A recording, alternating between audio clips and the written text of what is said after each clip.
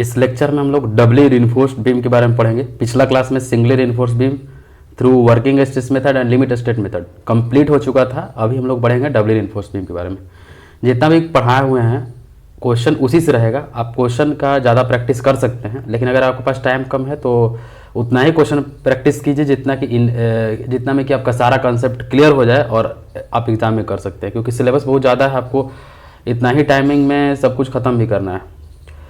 ठीक है, तो आइए स्टार्ट करते हैं डबली रिइंफोर्स्ड बीम में। डबली रिइंफोर्स्ड बीम किसको बोलते हैं? जब जो रिइंफोर्समेंट है वो tension zone and compression zone दोनों जोन में प्रोवाइड किया जाता है, तो उस बीम को बोलेंगे डबली रिइंफोर्स्ड बीम। टेंशन जोन मतलब नीचे में अगर यहाँ पे रिइंफोर्समेंट और ऊपर में भी रिइंफोर्समेंट प्रोवाइड करते हैं तो उस बीम को बोलेंगे हम लोग डबली रिइंफोर्स्ड बीम। अब जरूरत क्या है? सिंगली रिइंफोर्स्ड बीम है ही तो डबली रिइंफोर्स्ड बीम आने का। तो व्हाट इज द नीड? तो सबसे पहले अगर depth of the beam restricted हो, डेप्थ अगर रेस्ट्रिक्टेड हो मतलब हमको अगर कोई बोल दे कि हमको 2500 का डेप्थ देना है, 2500 mm का डेप्थ चाहिए अपने घर में, बीम का जो डेप्थ चाहिए वो 2500 mm चाहिए, तो उस केस में हम लोग सिंगली रिइंफोर्स्ड बीम से उतना मोमेंट ऑफ रेजिस्टेंस नहीं अचीव कर सकते जितना कि हम लोग डबली रिइंफोर्स्ड बीम से करते हैं। तो इसीलिए हम लोग को क्या चाहिए? जब अगर depth of the beam restricted हो then we have to select doubly reinforced beam. Generally क्या है, आजकल हर जगह डबली रिइंफोर्स्ड बीम ही आ रहा है, ऊपर में और नीचे में दोनों तरफ रिइंफोर्समेंट रह ही रहा है। सिंगली रिइंफोर्स्ड बीम बहुत कम रहता है, रेयर चांस में रहता है। ठीक है, नेक्स्ट आते हैं रिवर्सल ऑफ स्ट्रेसेस। अगर कहीं पे ऐसा लग रहा है कि वहां पे जो लोडिंग कंडीशन है वहां पे रिवर्सल ऑफ स्ट्रेसेस होने का चांसेस है। मतलब रिवर्सल ऑफ स्ट्रेसेस क्या होता है कि wind load and earthquake load, अगर हवा बहता है या फिर अर्थक्वेक आता है तो उस समय tension member compression member behave करने लगता है और compression member tension member behave करने लगता है। तो यही होता है रिवर्सल ऑफ स्ट्रेस। तो इस केस में क्या होता है कि हम लोग डबली रिइंफोर्स्ड बीम प्रोवाइड करते हैं। तो पहला पॉइंट हो गया, दूसरा पॉइंट हो गया। तीसरा इंपैक्ट लोडिंग के केस में, मतलब इंपैक्ट लोडिंग में आ जाएगा due to moving wind load, blasting load, wave effect of nature, ये सब केसेस में हम लोग डबली रिइंफोर्स्ड बीम प्रीफर करते हैं। Support section of the beam, continuous beam में हम लोग क्या करते हैं? जनरली डबली रिइंफोर्स्ड बीम करते हैं। ठीक है, और जो मेन कंसेप्ट है, अगर bending movement due to external load, bending movement due to external load greater हो जाएगा movement of resistance of a balanced singly reinforced beam, in that cases we have to adopt doubly reinforced beam. क्या बोले यहां पे? अगर movement जो apply हो रहा है, जो एक्सटर्नल लोड के कारण जो मूवमेंट क्रिएट हो रहा है, वो एक वैल्यू हो गया, उसको हम एमयू मान लिया, और एमयू लिमिट हो गया movement of resistance of a balanced singly reinforced beam. ठीक है, एमयू लिमिट हो गया। तो एमयू का वैल्यू अगर एमयू लिमिट से ज्यादा हो जाएगा तो उस केस में हम लोग क्या करेंगे? डबली रिइंफोर्स्ड बीम प्रोवाइड करेंगे। ठीक है, अब आते हैं हम इसके एनालिसिस के बारे में। तो जैसा कि यहाँ पे देख सकते हैं आप, ये क्रॉस सेक्शन ऑफ बीम हो गया। अब इस क्रॉस सेक्शन में नीचे में टेंशन रिइंफोर्समेंट हो गया, ऊपर में कंप्रेशन रिइंफोर्समेंट हो गया। तो यहाँ पे ये पूरा जो सेक्शन हो गया वो डबली रिइंफोर्स्ड बीम का सेक्शन हो गया। ठीक है, डबली रिइंफोर्स्ड बीम का सेक्शन हो गया। ठीक है, यहाँ पे ठीक है, इसको दो पार्ट में हम डिवाइड कर सकते हैं। एक तो सिंगली रिइंफोर्स्ड बीम का AST1 जो प्रोवाइड किया हम लोग। ठीक है, ये हो गया एमयू लिमिट। ये एमयू लिमिट क्या है? बैलेंस सेक्शन लेके, मतलब एक्सयू के जगह पर अगर एक्सयू मैक्स पुट करते हैं, मतलब एक्सयू इक्वल्स टू अगर एक्सयू मैक्स होता है that section is called balance section. तो एक्सयू मैक्स लेके जब हम एमयू लिमिट के एमयू मतलब मूवमेंट ऑफ रेजिस्टेंस का जो वैल्यू कैलकुलेट करेंगे वो एमयू लिमिट हो, तो ये एक सेक्शन में डिवाइड हो गया। ठीक है, दूसरा सेक्शन में क्या होगा? अब AST1 जो सिंगली रिइंफोर्स्ड बीम वो हो गया। अब दूसरा सेक्शन में हम ASC दिखा दिए और इसको बैलेंस करने के लिए AST2 दिखा दिए। ऐसा इसलिए हो रहा है क्योंकि पहला केसेस में हम लोग as a singly reinforced beam consider किए, यहाँ पे पूरा कंक्रीट ले लिया और नीचे में स्टील ले लिए। दूसरा केस में दूसरा जो MU वैल्यू मेरा था MU एक्सटर्नल लोड के कारण, और MU का वैल्यू MU लिमिट से ज्यादा हो गया। तो कितना ज्यादा हो गया? MU माइनस MU लिमिट हो गया। अब इस मूवमेंट के लिए कितना रिइंफोर्समेंट प्रोवाइड करेंगे? ये हो गया ASC। अब ASC को बैलेंस करने के लिए AST2 आया है। अब यहाँ पे बैलेंस करने के लिए क्यों नहीं आया? क्योंकि यहाँ पे कंक्रीट है और यहाँ पे कंक्रीट नहीं है। दूसरा एनालिसिस में कंक्रीट नहीं है, सिर्फ स्टील है, area of steel in compression zone, तो कंप्रेशन। तो यहाँ पे इसीलिए AST2 आया इसको बैलेंस करने के लिए। ठीक है, तो इसीलिए यहाँ पे 4 रीइंफोर्समेंट दिख रहा है, यहाँ पे 2 ही दिख रहा है। और हम लोग जनरली जो होता है नीचे में हम लोग ज़्यादा रीइंफोर्समेंट प्रोवाइड करते हैं, ऊपर में कम प्रोवाइड करते हैं। यहाँ तक क्लियर है, ठीक है। अब आते हैं हम लोग AST1। तो AST1 का ऑलरेडी हम लोग पिछला वीडियो में, पिछला लेक्चर में हम लोग सिंगली रीइंफोर्स्ड बीम के लिए कंप्रेशन और टेंशन का वैल्यू कैलकुलेट कर चुके थे और इसका मोमेंट ऑफ रेजिस्टेंस कैलकुलेट कर चुके थे। तो जैसा कि आपको पता है कि यहाँ पे लग जाएगा T1 और यहाँ पे जो इसका सेंटर होगा C1। ये पहला केस के लिए हो गया। दूसरा केस में क्या करना है, दूसरा केस में देखिए अब कॉन्क्रीट नहीं है, सिर्फ ये वाला पोर्सन है और ये वाला पोर्सन है, ठीक है। तो अब यहाँ पे जो भी कंप्रेशन, ऊपर में कंप्रेशन लग रहा है तो कंप्रेशन होगा, अब कहाँ पे लगेगा, इसके सेंटर पे लगेगा। तो ये क्या हो जाएगा, C2 हो जाएगा, यहाँ पे C2 हो जाएगा। अब इसके सेंटर पे लग जाएगा तो ये T2 हो जाएगा, तो ये C2 हो जाएगा, ये T2 हो जाएगा, ठीक है। यहाँ तक क्लियर है। अब आगे बढ़ते हैं, अब कंबाइंडली हम लोग देखते हैं इसको। देखिए ये आपका डबली रीइंफोर्स्ड बीम का सेक्शन हो गया, ठीक है। अब इसका स्ट्रेन डायग्राम बनाएंगे तो इस तरह से डायग्राम बनाएंगे। अब इस स्ट्रेन डायग्राम में जो आउटर मोस्ट कंप्रेशन फाइबर में कंक्रीट का जो स्ट्रेन होगा वो तो होगा ही 0.0035, लेकिन अब यहाँ पे जो स्ट्रेन होगा इस सेक्शन पे, जो स्टील के सेक्शन पे, वो ESC से हमको उसको मान लिए, ESC मान लिए उसको, ठीक है। और नीचे में एक दिखा दिए 0.002 जो होता है ना, अगर आप ड्रॉ करते हैं इस तरह से तो यहाँ पे सबसे पहले 0.002 आता है, इसके बाद स्ट्रेन आता है, फिर उसके बाद भी स्ट्रेन का वैल्यू आता है। तो इसलिए यहाँ पे क्या दिखा दिए, जो फर्स्ट इल्ड पॉइंट पे जो स्ट्रेन का वैल्यू होता है 0.002 वो हम यहाँ पे दिखा दिए 0.002 होता है। यहाँ तक क्लियर है। स्टील में तो आपको पता ही है कि 0.002 प्लस 0.875/s स्टील में स्ट्रेन का वैल्यू होता है। यहाँ तक क्लियर है, यहाँ तक कोई दिक्कत नहीं होना चाहिए आपको, ठीक है। अब इसी सेक्शन का हम स्ट्रेस डायग्राम बना दिए। तो स्ट्रेस डायग्राम बना दिए तो 2 ठो आएगा, एक C1 आएगा और एक C2 आएगा। C1 किसके लिए आएगा, जो हम लोग पहला एक फिगर एज्यूम किए जिसमें कि हम लोग सिर्फ सिंगली रीइंफोर्स्ड बीम के लिए गए तो उसमें C1 आ गया। C2 किस में आएगा, अभी जो ये वाला सेक्शन है ये सिर्फ है जिसमें कॉन्क्रीट नहीं है, सिर्फ स्टील है, उसको बैलेंस करने के लिए दूसरा स्टील है, उसके लिए जैसे ये वाला डायग्राम के लिए C2 और T2 दिखा दिए। तो ये C2 हो गया, ये T2 हो गया नीचे में, ठीक है। अब एक हो गया C1 से T1 के बीच का डिस्टेंस Z1 हो गया और C2 से T2 के बीच का जो डिस्टेंस हो गया वो Z2 हो गया, ठीक है। C1 हम लोग ऑलरेडी सिंगली रीइंफोर्स्ड बीम में कैलकुलेट कर चुके थे 0.36 FCK B × XCU, तो C1 में कोई दिक्कत नहीं होना चाहिए। अब आते हैं C2 में। C2 क्या होगा, देखिए C2 कंप्रेशन का हम लोग को एरिया कंप्रेसिव फोर्स निकालना है, तो स्ट्रेस इनटू एरिया। तो इसका जो स्ट्रेस, इसमें जो स्ट्रेस जनरेट होगा वो FSC स्ट्रेस जनरेट होगा, ठीक है। अब हम बताएंगे FSC क्या है। FSC क्या है, स्ट्रेस इन कंप्रेशन स्टील। तो इसका जो हो गया वो FSC हो गया और उसका जो एरिया से मल्टीप्लाई करेंगे तो हमको क्या मिल जाएगा, फोर्स मिल जाएगा। तो यहाँ पे FSC × ASC कर दिए। अभी अब माइनस क्यों किए हैं, ठीक है। पहला केस में हम क्या किए, पहला केस में हम क्या किए, पूरा ये और एरिया ऑफ स्टील, मतलब सिंगली रीइंफोर्स्ड बीम के लिए कंक्रीट को भी कंसीडर कर लिए और ये दोनों स्टील को भी कंसीडर कर दिए, ठीक है। दूसरा केस में हम सिर्फ यहाँ पे स्टील के लिए कंसीडर कर रहे हैं।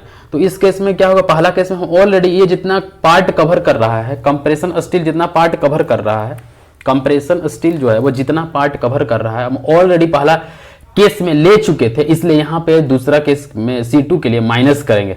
जो एक जैसे मान लीजिए जब छड़ प्रोवाइड किए ना, बार प्रोवाइड किए ना इस तरह से कंक्रीट में, तो इसका वाला भी तो माइनस करेंगे क्योंकि छड़ की जगह पे तो कंक्रीट नहीं है, छड़ के जगह पे तो छड़ ही है ना। तो इसलिए ये जो है, ये जो मतलब इस ये बार का जो ये बार जितना स्पेस कवर कर रहा है उतना कंक्रीट हम माइनस कर लिए यहाँ पे, क्योंकि हम पहला में ऑलरेडी कंसिडर कर चुके थे। तो FCC जो हो गया वो कॉम्प्रेसिव स्ट्रेंथ इन कंक्रीट हो गया और ASC जो हो गया वो एरिया ऑफ स्टील हो गया जितना वहां पे प्रोवाइड किए हैं। तो ये माइनस करेंगे तो ये वैल्यू जो होता है ना, FCC का जो वैल्यू होता है ना, नेग्लेजिबल होगा। कितना होगा FCC का वैल्यू, 0.44 FCK होगा, बहुत कम आएगा। लेकिन यहाँ पे क्या होगा, FSC का जो वैल्यू होगा वो बहुत ज्यादा आएगा एज कम्पेयर टू FCC। तो इसीलिए हम लोग FCC को नेग्लेक्ट कर दिए यहाँ पे, ठीक है। यहां तक तो कोई दिक्कत नहीं होना चाहिए। C2 का वैल्यू क्या कैलकुलेट हो क्या आ गया, हम लोग हमेशा यही लेंगे। लेकिन अगर आपको क्वेश्चन में दे दिया हुआ है FSCC का वैल्यू लेना है तो आप लीजिएगा, लेकिन जनरली कभी नहीं देता है। तो C2 का वैल्यू हमेशा हम लोग क्या यूज करेंगे, FSC × ASC। टेंशन का वैल्यू क्या होगा, 0.87 FY × AST, area of steel. Tension तो यही होगा ना, इसलिए टेंशन को हम वही लिख दिए। अब देखिए Z1 के जगह पे क्या लिखेंगे, Z1 और Z2 का मैटर फंस रहा है यहाँ पे। तो Z1 की जगह पे क्या लिखेंगे, आप देखिए Z1 के जगह पे जो हम पहला फिगर में निकालते थे Z1 liver arm D - 0.42 XC वो तो होगा ही, लेकिन जो Z2 होगा वो Z2 कहाँ का सेंट्रोइड है, इसका सेंट्रोइड है। देखिए Z2 ये वाला पोर्शन का सेंट्रोइड है, मतलब इसका सेंटर वाइड, तो यहां से लेके जो ऊपर का जो वैल्यू होगा ना वो डी डैश होता है, तो Z2 क्या हो जाएगा, डी माइनस डी डैश अगर हम करेंगे तो ये Z2 हो गया। तो आपको यहाँ पे ख्याल रखना है कि Z2 का value D minus D dash होगा, तो यहाँ पे देखिए Z2 का value D minus D dash और Z1 का वैल्यू डी माइनस 0.42 XU। अब यहाँ पे दिक्कत हो रहा है कि FSC कैसे हम लोग निकालेंगे, तो FSC जो होता है, FSC stress in A compression steel, it's depend upon ESC value, strain in A concrete और D बाई डी रेशियो, ये दोनों वैल्यू पर दिया रहता है आपका IS 456 में, ये दोनों वैल्यूज के बेसिस पे FSC का वैल्यू दिया हुआ है। ठीक है, आप ऐसे कॉमन सेंस भी लगा सकते हैं कि अगर आपको स्ट्रेस निकालना है तो क्या करते हैं, strain into modulus of elasticity करते हैं, स्ट्रेंथ ऑफ मटेरियल अभी पढ़ाएंगे तो उसमें आप देखिएगा। तो यहाँ पे इसलिए FSC जो है वो ESC और D बाई डी डैश पर डिपेंड करता है, आपको टेबल में ऑलरेडी दिया हुआ क्वेश्चन में अगर क्वेश्चन आएगा तो, नहीं तो IS 456 में दिया ही रहता है। अब आते हैं strain in A concrete at the level of compression steel, strain in A concrete at the level of compression steel, ESC का वैल्यू कैलकुलेट करते हैं, कितना आएगा, देखिए ये डायग्राम है आपका, ये वाला डायग्राम है, कोई दिक्कत नहीं है, यहाँ से लेके यहाँ तक XU है और यहाँ से लेके इस स्ट्रेन से लेके ऊपर तक जो है वो D डैश है। ठीक है, ये दो चीज आपको दिख रहा है यहाँ पे। अब क्या करेंगे, देखिए सिमिलर ट्रायंगल का कंसेप्ट लगाइए, एक बड़ा ट्रायंगल लीजिए और एक छोटा ट्रायंगल लीजिए। तो XU, जब XU लेंथ है ये वाला, तो उसका जो बेस वाला लेंथ है वो 0.0035 है। जब XU माइनस D डैश है लेंथ है, XU minus D dash length कितना आएगा, XU minus D dash length कितना आएगा, इतना आएगा, डिवाइडेड बाई इनटू, और उस ESC उसका बेस है। अब ये क्या करेंगे, दोनों को मल्टीप्लाई करेंगे, डिवाइड करेंगे, आपका मर्जी है। तो ESC इंटू XU, और ये दोनों से इस तरह से क्रॉस मल्टीप्लिकेशन कर दिए, तो यहाँ से जो ESC का जो वैल्यू आएगा वो 0.0035 1 minus D dash by XU आएगा। आप सिमिलर ट्रायंगल से भी निकाल सकते हैं। ठीक है, अगर माइल्ड स्टील दिया रहता है क्वेश्चन में, माइल्ड स्टील दिया रहता है तो FSC का वैल्यू 0.87 FY होता है। अगर HYSD बार दिया रहता है तो FSC का value D dash by D पे डिपेंड करता है। अगर D डैश बाई D का वैल्यू 0.05 दिया हुआ है तो इसका वैल्यू 355 न्यूटन पर एम स्क्वायर आएगा। 0.10 दिया हुआ तो 353 न्यूटन पर एम स्क्वायर आएगा। 0.15 होगा तो 342 न्यूटन पर एम स्क्वायर आएगा। 0.20 होगा तो 329 न्यूटन पर एम स्क्वायर आएगा। ये क्वेश्चन में ऑलरेडी दिया रहेगा, या फिर IS 456 अगर अलाउड रहेगा तो उसमें दिया रहेगा। ठीक है, यहां तक क्लियर हो गया, आप सब कुछ आप कर लिए। अब आते हैं डिजाइन प्रोसीजर में, कैसे डिजाइन करना होता है। तो कैसे डिजाइन करेंगे देखते हैं। कैलकुलेशन ऑफ इफेक्टिव स्पेन, सबसे पहले हम लोग क्या करते हैं डिजाइन प्रोसीजर में, इफेक्टिव स्पेन का वैल्यू निकालते हैं। इसके बाद कैलकुलेशन ऑफ लोड, दूसरा नंबर में हम लोग लोड का वैल्यू निकालते हैं। तीसरा नंबर में calculation of factor bending moment, factor bending moment का निकालते हैं। चौथा नंबर में मोमेंट ऑफ रेजिस्टेंस फाइंड करते हैं। और पांचवा नंबर में MU और MOR, मोमेंट ऑफ रेजिस्टेंस और MU फाइंड करते हैं। ठीक है, अब देखिए यहाँ पे एक चीज यहाँ पे आपको देखना होगा कि अगर MU का जो वैल्यू होगा जो कि एक्सटर्नल लोड के कारण हो रहा है, और MU लिमिट का वैल्यू जब हम x equals to XU max यहाँ पे रख के लाए हम मोमेंट ऑफ रेजिस्टेंस का वैल्यू, वो वैल्यू अगर MU का वैल्यू कम हो गया मैक्स मतलब MU लिमिट से, तो यहाँ वो तो सिंगली रिइंफोर्स बीम होगा, क्योंकि सिंगली रिइंफोर्स बीम होगा। अगर MU का वैल्यू कम हो गया MU लिमिट से तो वो सिंगली रिइंफोर्स बीम से हम उसको डिजाइन कर सकते हैं। लेकिन MU का वैल्यू अगर ग्रेटर देन MU लिमिट से होगा तो वो डबली रिइंफोर्स बीम का केस हो जाएगा। और इस केस में हम लोग क्या करेंगे, MU लिमिट डबली रिइंफोर्स बीम में उसका प्रोसीजर हम लोग फॉलो करेंगे। ठीक है, अब यहाँ पे आप चेक वेक तो कर लिए। अब 6 नंबर आता है tension reinforcement for singly reinforce beam find करने का। टेंशन रिइंफोर्समेंट कैसे निकालेंगे, टेंशन रिइंफोर्समेंट निकालने के लिए सिंगली रिइंफोर्स बीम में MU लिमिट का वैल्यू निकालना है तो आप निकाल लिए, जैसे भी निकाल सकते हैं 0.36 FC के XU की जगह पे XU मैक्स, क्योंकि सिंगली रिइंफोर्स बीम में MU लिमिट निकाल रहे हैं तो XU की जगह पे XU मैक्स पुट करेंगे। तो 0.36 FC के XU max into B into D minus 0.42 XU max, इस फॉर्मूला से आप MU लिमिट का वैल्यू निकाल लेंगे और इसको इक्वेट करेंगे 0.87 FOI इंटू AST1 लिखे हैं यहाँ पे into D minus 0.42 XU max. AST1 जो है वो सिंगली रिइंफोर्स बीम में जितना रिइंफोर्समेंट प्रोवाइड कर रहे हैं वो AST1 है, तो इससे आप कंफ्यूज मत करिएगा। ठीक है, अब आते हैं कंप्रेशन स्टील जो ASC निकालते हैं वो कैसे निकालेंगे, और AST2 तीन ही हो गया ना, 3 टाइप का आपको एरिया ऑफ स्टील है। सबसे पहले एरिया ऑफ स्टील जो कि सिंगली रिइंफोर्स बीम में सिंगली प्रोवाइड कर दिए। दूसरा केस हम बताया था कि एरिया ऑफ स्टील दूसरा केस में क्या होगा, एक ऊपर में ASC होगा और नीचे में भी AST हो गया, इसको बैलेंस करने के लिए। तो ये AST2 हो गया, ये ASC हो गया और ये AST1 हो गया। तो यहाँ पे सबसे पहले हम AST1 निकाल लिए ऊपर में। अब ASC के लिए एरिया ऑफ कंप्रेशन जो हम प्रोवाइड कर रहे हैं वो किसके लिए प्रोवाइड कर रहे हैं, MU माइनस MU लिमिट, जो मूवमेंट एक्सेस हो रहा है उस मूवमेंट के लिए FSC into ASC into D minus D करिए, मतलब स्ट्रेस इंटू एरिया, ये फोर्स हो गया इंटू डिस्टेंस, ये मूवमेंट हो गया, तो स्ट्रेस इंटू एरिया फोर्स और मूवमेंट डिस्टेंस हो गया, और इंटू डिस्टेंस किए तो वो मूवमेंट हो गया।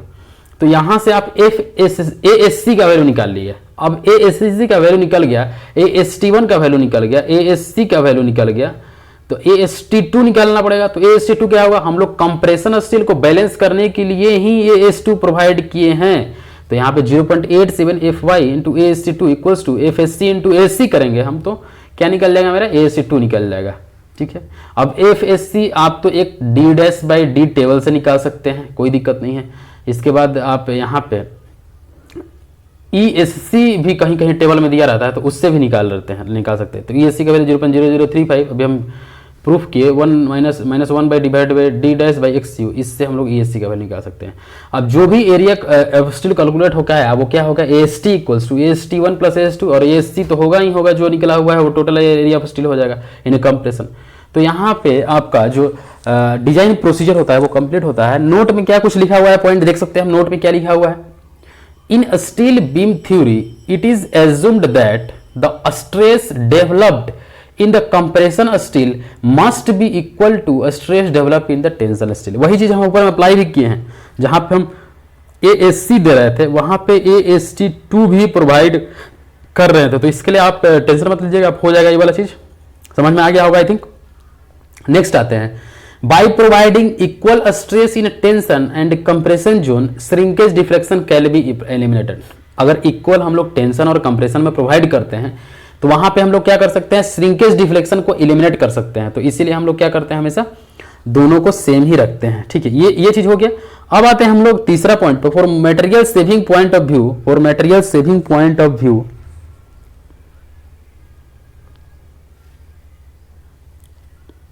for material saving point of view the doubly reinforced beam are uneconomical।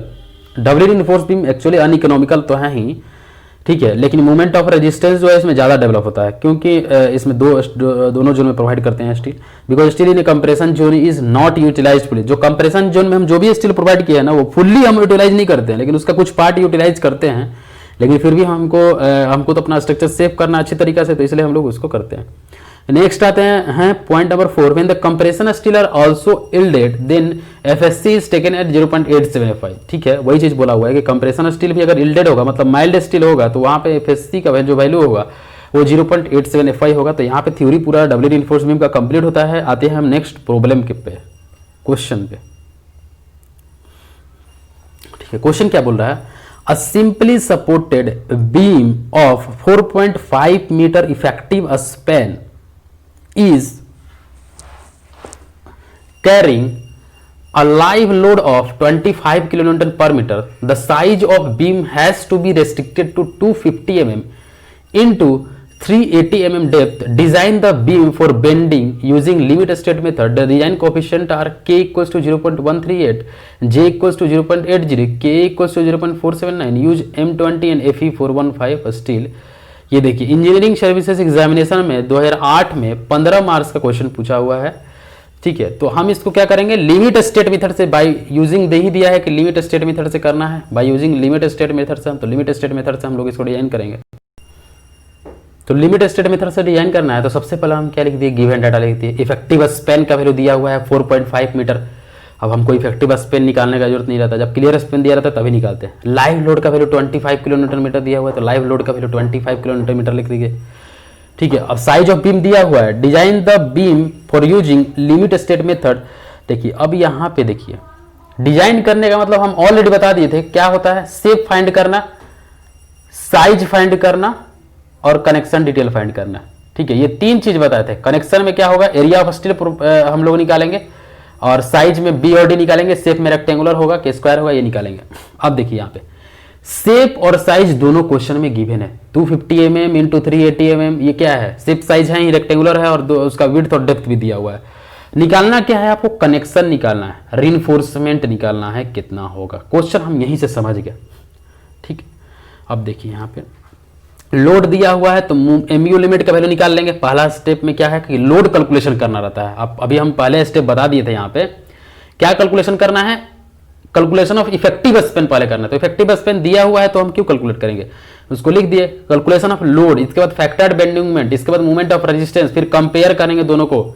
तो इतना सारा स्टेप वो स्टेप वाइज ही फॉलो करना है। देखिए यहाँ पे इस क्वेश्चन में तो लोड कैलकुलेशन करेंगे तो डेड लोड का वैल्यू क्या होगा, unit weight into B into D करेंगे तो वो निकल गया डेड लोड का वैल्यू। तो यूनिट वेट आरसीसी में कंक्रीट का कितना होता है, रिइंफोर्समेंट कंक्रीट का 25 kilo newton per metre cube होता है। तो 25, बी का वैल्यू 250 दिया हुआ है और डी का वैल्यू 380 दिया हुआ था। 0.25 इंटू 0.38, तो इसका वैल्यू जो कैलकुलेट होकर आया वो 2.375 किलो न्यूटन मीटर आ गया यहाँ पे। ठीक है, यहां तक क्लियर है। डेड लोड का वैल्यू कितना आ गया 25, सॉरी डेड लोड तो हम निकाल लिए ना, डेड लोड का वैल्यू 3.375। टोटल लोड निकालेंगे तो टोटल लोड का वैल्यू 25 दिया हुआ है लाइव लोड, और यहाँ पे डेड लोड का वैल्यू 2.375। तो इसका जो वैल्यू पूरा कैलकुलेट हो गया है वो कितना आ गया 27.375 किलो न्यूटन मीटर आ गया। अब हम डिजाइन लोड निकालेंगे और इसी को बोलते हैं फैक्टर्ड लोड। इसको कैसे मल्टीप्लाई करेंगे, 1.5 से मल्टीप्लाई करेंगे, 1.5 इंटू 27.375। तो इसका जो वैल्यू कैलकुलेट होकर आ गया वो 41.06 किलो न्यूटन मीटर आ गया। यहां तक क्लियर है, यहां तक लोड कैलकुलेशन कोई दिक्कत नहीं है। अब आते हैं मूवमेंट कैलकुलेशन में। मूवमेंट कैसे हम कैलकुलेट करेंगे, ठीक है। पहला हम बता दिए थे स्टेप में क्या निकालना है, देख सकते हैं यहाँ पे बार बार हम नहीं बताएंगे। कल इफेक्टिव स्पेन लोड और factored bending moment, movement of resistance. Affected bending moment पहले निकालेंगे, इसके बाद मूवमेंट ऑफ रेजिस्टेंस। तो यहाँ पे देखिए डिजाइन लोड तक हो गया था 41.06 तक। अब मूवमेंट कैलकुलेशन करेंगे तो बेंडिंग मूवमेंट क्या होता है, M U equals to W U into L square divided by 8। तो डब्ल्यू यू फैक्टर्ड लोड, हम लोग फैक्टर ऑफ सेफ्टी से यहाँ मल्टीप्लाई किया है। तो 41.06 इंटू एल इफेक्टिव का स्क्वायर कितना होगा 4.5 का स्क्वायर डिवाइडेड बाई 8 करेंगे तो 103.93 किलो न्यूटन मीटर आ गया। किलो न्यूटन मीटर होता है यूनिट मूवमेंट का। अब आ गया यहाँ पे इफेक्टिव कवर एज्यूम कर लिए, नहीं दिया हुआ है तो 50 mm एज्यूम कर लिए। तो इफेक्टिव डेप्थ कितना है, तो 380 दिया हुआ है यहाँ पे। तो 380 माइनस 50 तो कितना हो जाएगा 330 mm हो जाएगा इफेक्टिव डेप्थ। ठीक है, यहाँ तक क्लियर है, कोई दिक्कत नहीं है। अब आ जाइए movement of resistance for a singly reinforced balance section. MU limit निकालेंगे, कंपेयर करना है ना एमयू और एमयू लिमिट से। तो एमयू तो हम निकाल चुके हैं यहाँ पे। अब एमयू लिमिट निकालने के लिए क्या होता है, फॉर FE 415 के लिए एमयू लिमिट का वैल्यू 0.138 एफ सिक्के BD स्क्वायर होता है। तो 0.138 एफ सिक्का का वैल्यू 20 हो गया, बी का वैल्यू 250 हो गया, डी का वैल्यू 330 हो गया। तो इसका जो पूरा वैल्यू कैलकुलेट हो गया एमयू लिमिट का वो 75.14 किलो न्यूटन मीटर आएगा। अब देखिए यहाँ पे एमयू का जो वैल्यू था वो कितना आ रहा था 103.93 आ रहा था, और एमयू लिमिट का जो वैल्यू है वो 75.14 आ रहा है। तो एमयू का जो वैल्यू है वो ग्रेटर देन है एमयू लिमिट से, तो इसको बोलेंगे हम डबली रिइंफोर्स्ड सेक्शन। इसको क्या बोलेंगे हम लोग, डबली रिइंफोर्स्ड सेक्शन बोलेंगे। ठीक है, यहां तक क्लियर हो गया कि डबली रिइंफोर्स्ड सेक्शन किसको बोलेंगे। अब आते हैं हम रिइंफोर्समेंट कैलकुलेशन पे। तो हम क्या बोलते हैं, सबसे पहले AST1 निकालना है। कैसे निकालेंगे, अब जो एमयू लिमिट का जो वैल्यू हम लाए उसका फॉर्मूला लिख दिए 0.87 FY इंटू, आप डिजाइन प्रोसीजर देखिए सेम उसी तरह से हम बढ़ रहे हैं। 0.87 FY into AST1 into D minus 0.42 XU max. MU limit है इसलिए XU को जब XU मैक्स लेते हैं हम लोग तो 75.14। अब ये दिया हुआ है किलो न्यूटन मीटर में दिया हुआ था, न्यूटन में कन्वर्ट करेंगे तो 10⁻³ और मीटर को mm में कन्वर्ट करेंगे तो 10⁻³। तो ये मिला कितना हो जाएगा 10⁻6 हो जाएगा। तो यहाँ पे क्या लिखा हुआ है 10⁻6 हो गया। ठीक है, 0.87 FY का वैल्यू 415, AST1 का AST1 निकालना ही है हमको। D equals to 330 0.42 into 0.48 XU max का वैल्यू कितना होता है 0.48 इंटू डी होता है ना। तो 0.48 और डी का वैल्यू 330 है तो 330 हो गया। तो AST1 का जो वैल्यू कैलकुलेट हो गया है वो 789.89 mm स्क्वायर आ गया यहाँ पे। यहाँ तक कोई दिक्कत नहीं है। अब देखिए यहाँ पे additional tensile steel for MU minus MU limit. AST1 जो निकला वो किसके लिए निकला, वो सिंगली रिइंफोर्स्ड बीम में जितना स्टील रिक्वायरमेंट है उसके लिए निकला। अब एडिशनल टेंसाइल स्टील जो कि हम कंप्रेशन को करने के लिए, कंप्रेशन को बैलेंस करने के लिए हम कर रहे थे दूसरा केस में, तो उसके लिए हम निकाल रहे हैं। तो क्या होगा MU minus MU limit. Equals to 0.87 FY into AST2 और यहाँ पे लिबर आर्म में D माइनस D डैश हो जाएगा।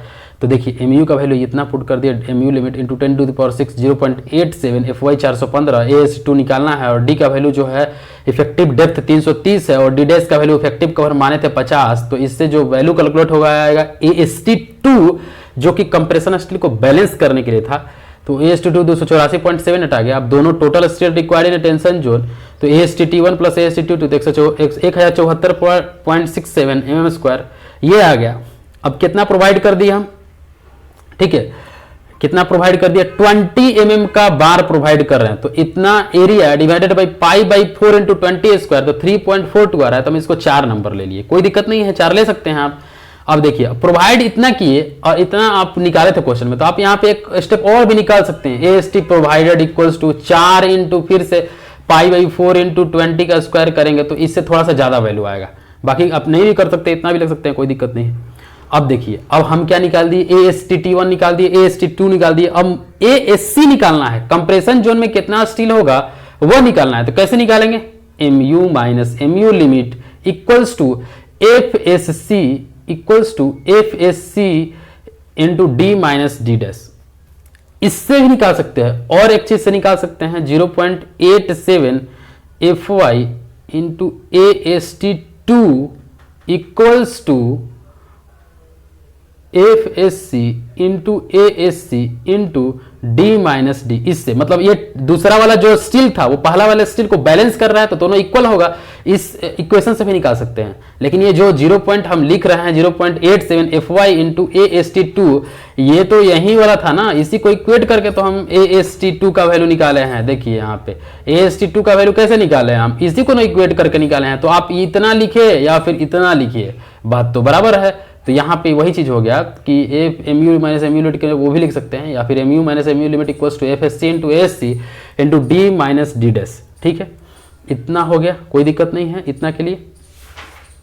अब देखिए MU minus MU limit ESC का वैल्यू निकालेंगे। क्यों ESC का वैल्यू निकालेंगे, क्योंकि ये वाला जो पार्ट है ESC ग्रेटर देन 0.0024 रहेगा, तो FSC का वैल्यू 0.87 FY है। ये दिया हुआ है क्वेश्चन में, गिवन डाटा हम स्किप कर दिए, छोड़ दिए हैं, लेकिन ये क्वेश्चन में दिया हुआ है। ठीक है, कि अगर ESC का वैल्यू ग्रेटर देन 0.0024 आता है तो FSC इक्वल्स टू 0.87 FY होगा। तो यहाँ पे सबसे पहले हमको ESC निकालना होगा। तो ESC निकालने के लिए क्या करेंगे, ये फॉर्मूला होता है 0.0035 into 1 minus D dash by XUmax होता है। तो 0.0035 1 माइनस D डैश का वैल्यू कितना हो जाएगा, 50 हो जाएगा। XUmax का वैल्यू 0.48 इंटू D होगा, तो 330। तो इसका जो पूरा वैल्यू आएगा वो 0.0024 आ रहा है। अब देखिए ये IS 456 में भी दिया हुआ है कि ESC का जो वैल्यू है वो अगर ग्रेटर देन 0.0024 या फिर इक्वल टू 0.0024 है तो FSC का वैल्यू 0.87 FY होता है।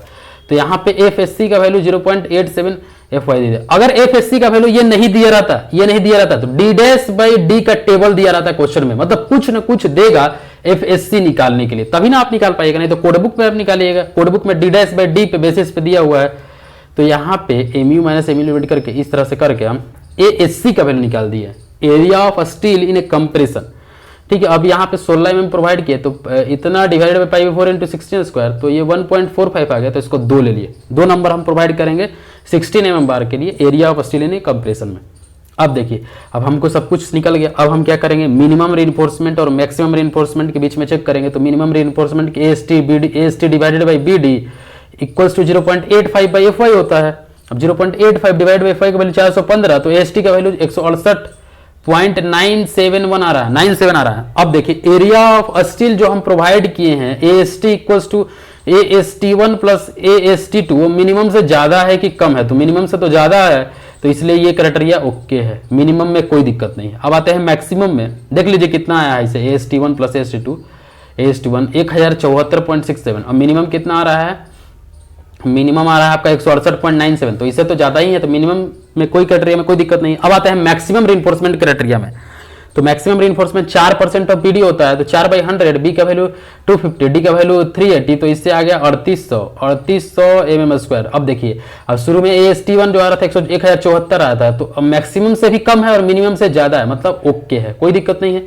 अब हम डिजाइन डिटेल लिख सकते हैं। यहाँ पे डिजाइन डिटेल लिखने के लिए आप लिख सकते हैं यहाँ पे 330 mm दिखा दिया ऑब्जेक्टिव डेप्थ, 250 mm विड्थ दिखा दिए, और नीचे में 4 बार प्रोवाइड किए हैं 20 डायमीटर का तो वो दिखा दिए, ऊपर पढ़ के हैं 2 16 का तो वो दिखा दिए, तो डिजाइन डिटेल यहाँ पे कंप्लीट होता है। तो यहाँ पे आप एक क्वेश्चन पूरा कंप्लीट करते हैं। आते हैं हम लोग नेक्स्ट क्वेश्चन में। क्वेश्चन नंबर 2 क्या बोल रहा है, देखिएगा क्वेश्चन ध्यान से। The size of reinforced concrete beam is restricted to 250 mm into 500 mm। Size दे दिया हुआ है। अब आपको डिजाइन में size plus shape plus connection detail में साइज नहीं निकालना होगा, क्योंकि साइज तो दे दिया ऑलरेडी, तो साइज हो गया। Is subjected to a super impose load of 25 kilometre metre cover a span of 6 metre. Determine the reinforcement for the beam by limit state method। M20 concrete and Fe415 steel are used। effective cover to steel are 40 mm। ठीक है, ये चीज दिया हुआ है। अब देखिए यहाँ पे टेबल दे दिया हुआ है कि स्ट्रेस का वैल्यू अगर 0.8 FYD होगा तो स्ट्रेन का वैल्यू 0.00114 होगा। अगर स्ट्रेन का वैल्यू 0.00163 होगा तो स्ट्रेस का वैल्यू 0.85 FYD होगा। अगर स्ट्रेन का वैल्यू 0.00192 आएगा तो स्ट्रेस का जो वैल्यू होगा 0.90 FYD होगा। FYD जो है वो डिजाइन यील्ड स्ट्रेस है, जिसका कि वैल्यू 0.87 FY होता है। ठीक है, अब देखिए ये क्वेश्चन 2001 में 20 मार्क्स का क्वेश्चन पूछा हुआ है। ये जो दिया हुआ है ना टेबल, ये सिर्फ AFSC निकालने के लिए दिया हुआ है। ठीक है, अब हम लोग क्या करेंगे, सबसे पहला स्टेप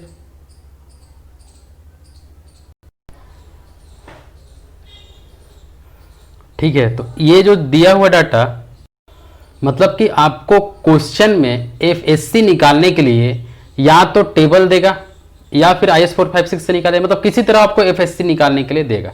ठीक है, अब देखिए सबसे पहला अगर हम क्वेश्चन को सॉल्व करेंगे तो सबसे पहले हम इफेक्टिव स्पैन देखते हैं, दिया है कि नहीं दिया हुआ है। तो यहाँ पे ना क्लियर स्पैन बोला है ना कुछ बोला है, तो हम इसको मान के चलेंगे कि ये स्पैन 60 मीटर जो है वो इफेक्टिव ही है।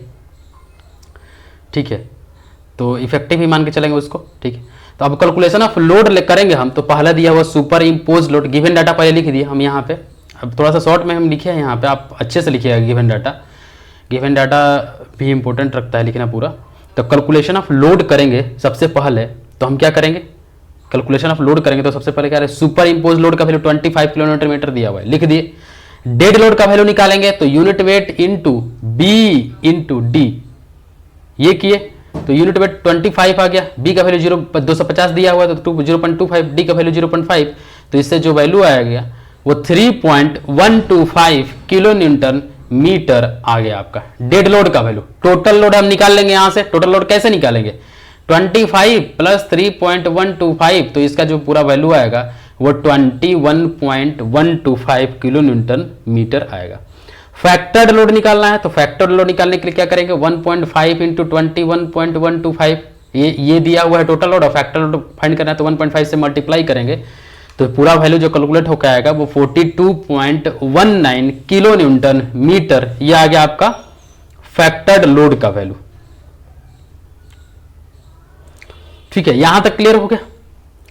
अब क्या करेंगे, जैसे ही लोड निकाल दिए अब हम क्या करेंगे, मूवमेंट निकालेंगे, क्योंकि दूसरा स्टेप में मूवमेंट ही निकालना था और एमयू लिमिट से उसको कंपेयर करना है। तो बेंडिंग मूवमेंट एक्सटर्नली अप्लाइड कितना होगा, WL²/8, तो W का वैल्यू फैक्टर्ड लोड यहां पे लिखेंगे, तो factor load 42.195 into 6² divide by 8, तो इसका वैल्यू जो आ गया वो 189.85 किलो न्यूटन मीटर आ गया। अब क्या करेंगे, हम लिमिटिंग मूवमेंट ऑफ रेजिस्टेंस निकालेंगे। तो Fe415 के लिए लिमिटिंग मूवमेंट रेजिस्टेंस का वैल्यू जो होता है वो 138 F6 इंटू BD² होता है। तो 0.138 F6 का वैल्यू 20 हो जाएगा, बी का वैल्यू 250 हो गया, डी का वैल्यू 460 हो गया, तो पूरा जो वैल्यू कैलकुलेट होकर आया वो 146 किलो न्यूटन मीटर आ गया। अब देखिए यहां पे क्या होता है, एमयू का जो वैल्यू है वो 189 है और एमयू लिमिट का जो वैल्यू है वो 146 किलो न्यूटन मीटर है।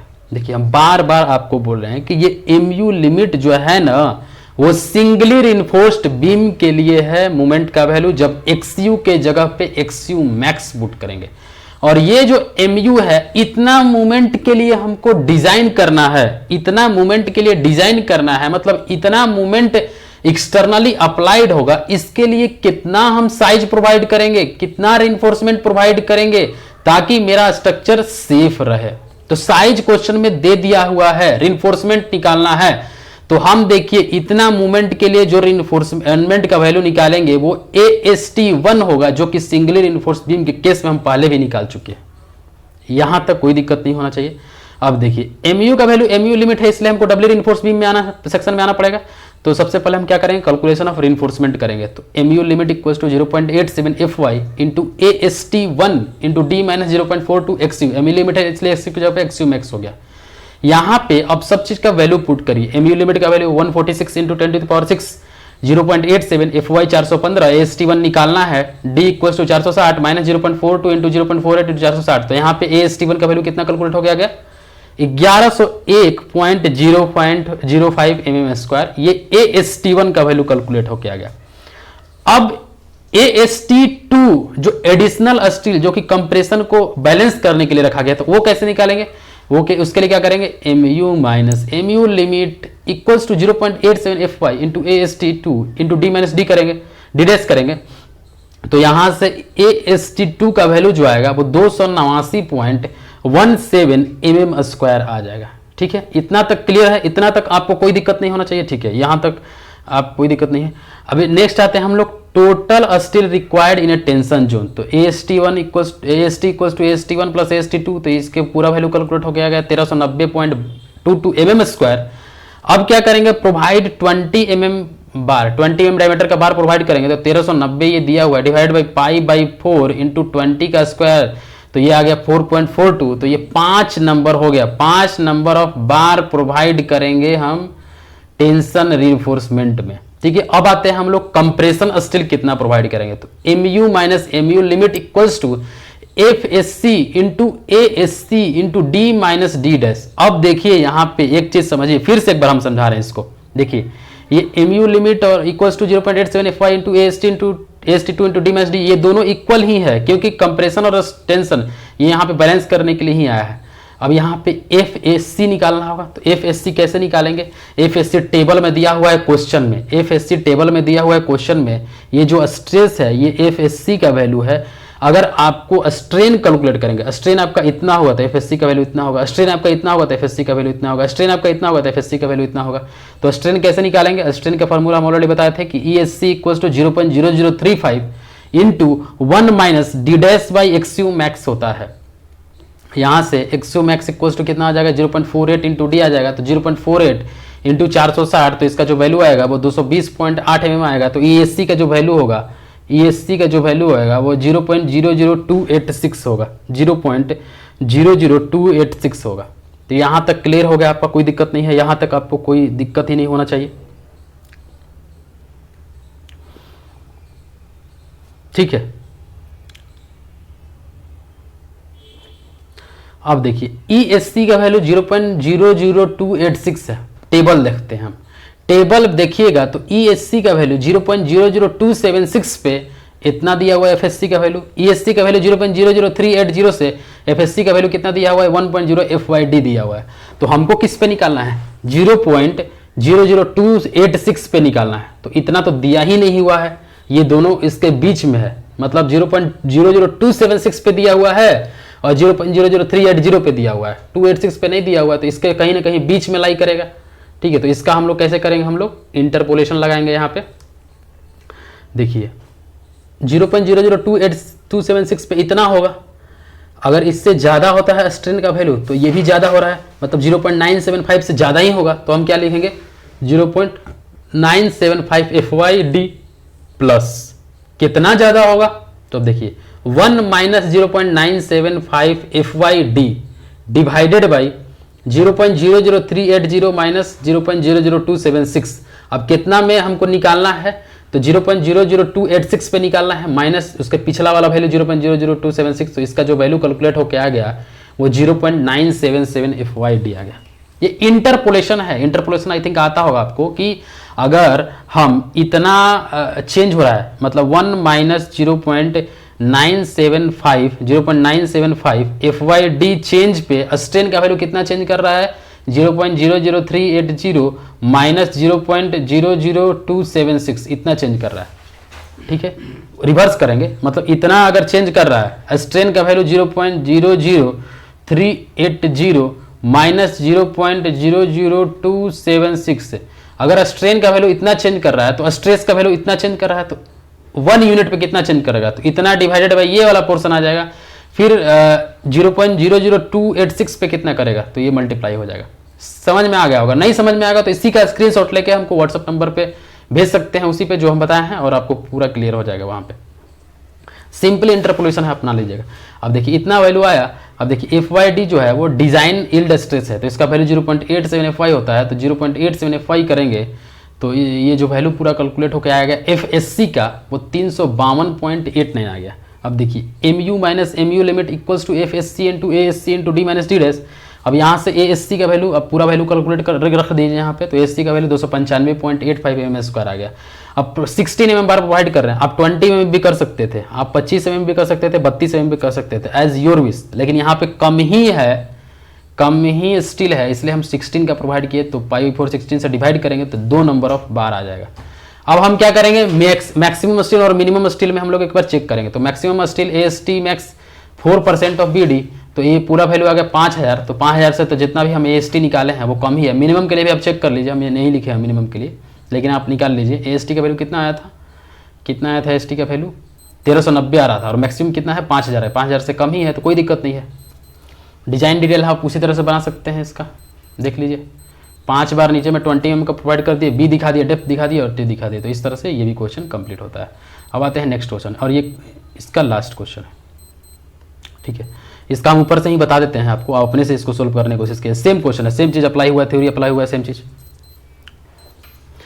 अ reinforced beam of 250 mm width दे दिया हुआ है, साइज दे दिया हुआ है, इफेक्टिव डेप्थ भी दे दिया हुआ है, साइज के लिए कोई दिक्कत नहीं है। Effective cover to the centre of compression reinforcement, तो D डैश का वैल्यू भी दे दिया हुआ है। Effective cover to the centre of compression reinforcement, मतलब ऊपर वाले का दिया हुआ है इफेक्टिव कवर, तो ये D डैश का वैल्यू दिया हुआ है 50 mm, कोई दिक्कत नहीं होना चाहिए।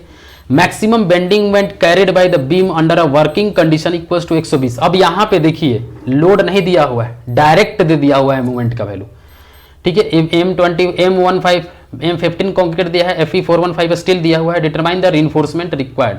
अब ये क्वेश्चन में ये भी दिया हुआ है, percentage of steel for balance section 41.4 divided into FCK/FY into XCU max by D, ये दिया हुआ है क्वेश्चन में। FSC का टेबल दिया हुआ है, और भी डाटा अगर गिवन हुआ होगा तो हम यहाँ पे छोड़े हैं क्योंकि क्वेश्चन बहुत लंबा हो जाएगा। जो डाटा यूज करेंगे वो हम बता देंगे कि कहाँ पे कौन चीज़ दिया हुआ था। देखिए गिवन डाटा में तो जो भी दिया हुआ है आप लिख दिए। गिवन डाटा में विड्थ ऑफ बीम दिया हुआ है तो विड्थ ऑफ बीम लिख दिए, इफेक्टिव डेप्थ ऑफ बीम दिया हुआ है तो लिख दिए, इफेक्टिव कवर लिख दिए, वर्किंग बेंडिंग मोमेंट लिख दिए, ठीक है। अब आप डिजाइन बेंडिंग मोमेंट या फिर फैक्टर्ड बेंडिंग मोमेंट निकालिएगा तो 1.5 से मूवमेंट में मल्टीप्लाई करेंगे। अगर यहाँ पे डायरेक्टली क्वेश्चन में फैक्टर्ड बेंडिंग मोमेंट दिया रहता तो हम मल्टीप्लाई नहीं करते, तो हम यहाँ पे क्या करेंगे 1.5 से मल्टीप्लाई करेंगे तो 180 किलोन्यूटन मीटर आ गया। लोड दिया रहता था हमेशा पहले तो WL² में 8 करते थे, अब इस बार क्या दिया, डायरेक्ट मूवमेंट ही दे दिया। M15 के लिए FCK 15 न्यूटन पर mm², Fe415 के लिए F5 415 न्यूटन पर mm²। अब क्या करेंगे, मूवमेंट का वैल्यू दे दिया हुआ है, स्किप हो गया, बहुत सारा चीज स्किप हो गया। यहाँ पे इफेक्टिव स्पेन निकालने का जरूरत नहीं है, लोड कैलकुलेशन करने का जरूरत नहीं है, MU डायरेक्ट निकल गया। अब तो हम direct limiting movement of resistance निकालेंगे तो 0.138 FCK VD² करेंगे, तो यहाँ से MU लिमिट का वैल्यू 129.37 आ गया। अब MU का जो वैल्यू है ग्रेटर हो रहा है MU लिमिट से, तो डबल रीइंफोर्स सेक्शन होगा। तो सबसे पहले हम क्या करेंगे, AST1 निकालेंगे, तो MU limit equals to 0.87 FY into AST1 into D minus 0.42 XU max, तो यहाँ से AST1 निकल गया, ठीक है। अब MU minus MU limit equals to 0.87 FY into AST2 into D minus DS, तो यहाँ से AST2 निकल गया। तो total steel required in tension zone कितना हो जाएगा, AST1 प्लस AST2, तो 1209.21 mm² आ गया। अब 16 mm बार प्रोवाइड करेंगे तो number of bar 1209.21 divided by π/4 16², तो यहाँ से कितना आ जाएगा, 6 नंबर ऑफ बार आ जाएगा। रिक्वायर्ड परसेंटेज ऑफ स्टील कितना होगा, 41.4 FCK divided by FY into XU max divided by D, तो 41.4 इंटू 15/415 इंटू 0.48 तो इक्वल्स टू कितना आ जाएगा, 0.72% आ जाएगा। तो प्रोवाइडेड परसेंटेज ऑफ स्टील कितना हो जाएगा, 0.96 प्रोवाइड किए हम। कितना प्रोवाइड किए हैं, एरिया ऑफ स्टील कितना निकाले थे हम, 1209 निकाले थे, तो हम कैसे निकालेंगे उसका परसेंटेज, तो 1209 divided by B into D into 100 तो 0.96, और बैलेंस सेक्शन में कितना आ रहा है 0.72 आ रहा है। तो बैलेंस जितना हमको चाहिए था उससे ज़्यादा है तो सही है, मेरा कोई दिक्कत नहीं है। जितना हमको चाहिए था उससे ज़्यादा है तो कोई दिक्कत नहीं। हाँ, हमको मैक्सिमम चेक करना है, हम करेंगे अभी, कोई दिक्कत नहीं है। अभी M U minus M U limit F S C into A S C into D minus D dash, ठीक है। तो अब देखिए एफ एस सी का वैल्यू निकालना है तो डी डैश बाई डी निकालेंगे तो 0.1 आ रहा है। अब टेबल देखिएगा तो 0.1 डी डैश बाई डी पे वैल्यू पे एफ एस सी का वैल्यू 353 दिया हुआ है, तो यहाँ से ए एस सी का वैल्यू 318.73 आ गया।